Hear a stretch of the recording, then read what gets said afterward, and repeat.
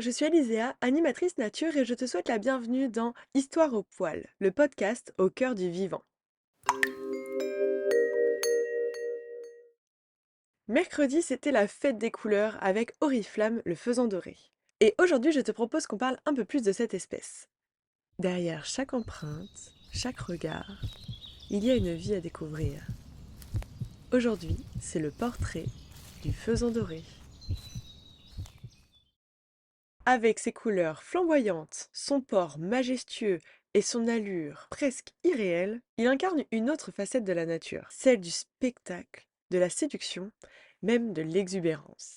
Mais où est-ce qu'on peut trouver ce faisan doré? Il est originaire de Chine centrale et Chine orientale. À l'état sauvage, il vit dans les forêts claires, les zones boisées avec un sous-bois dense et les pentes montagneuses allant jusqu'à 2000 mètres d'altitude. Mais en Europe, il est plus connu dans les parcs, les élevages et parfois à l'état semi-sauvage. C'est un oiseau principalement terrestre qui vole peu et parcourt de courtes distances en vol, comme beaucoup de ses cousins les faisans. Alors, qu'est-ce qu'il a de si particulier ce faisan doré? Chez le faisan doré, ce qui est particulier, c'est son plumage, magnifique et très coloré.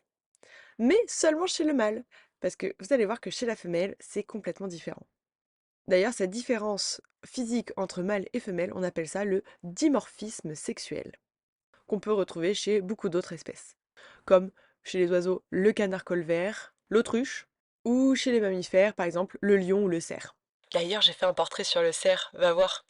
Donc, le mâle, lui, va avoir un plumage très coloré avec des couleurs comme le rouge, le bleu, le vert, le doré, une longue queue tachetée et une collerette dorée qu'il peut déployer, mais ça on verra ça dans la rubrique d'après. La femelle, quant à elle, a un plumage brun moucheté, donc beaucoup plus discret, ce qui lui permet d'être parfaitement camouflé pendant la couvaison. Parce que le mâle est très beau, oui, mais du coup, il n'est pas discret du tout. Et vous allez me dire, mais du coup, à quoi servent ces couleurs-là s'il est plus sujet aux prédateurs? Tout simplement pour faire le beau et séduire. Et justement, lors de cette période de reproduction, le mâle va élaborer une parade nuptiale impressionnante et très précise. Il déploie donc sa collerette dorée, se place de profil, émet des sons secs et il tourne lentement autour de la femelle. Mais cette jolie parade ne suffit pas. Effectivement, les femelles vont choisir les mâles les plus colorés et les plus vigoureux. Une fois que la belle a choisi son mâle, elle va pondre entre 8 à 12 œufs dans un nid au sol bien camouflé.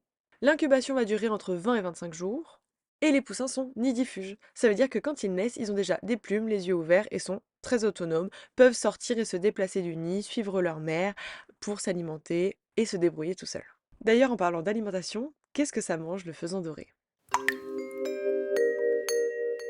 Le faisan doré est omnivore. Ça veut dire qu'il mange un peu de tout.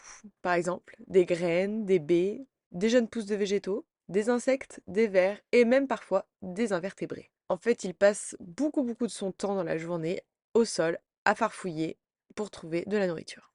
Mais toujours à couvert sous de la végétation pour être protégé des prédateurs. Et oui, parce que le faisan doré est prédaté par plusieurs animaux, le renard, le chat domestique et plusieurs rapaces. Mais il va aussi être menacé par l'homme à cause de la déforestation et de la fragmentation de son habitat.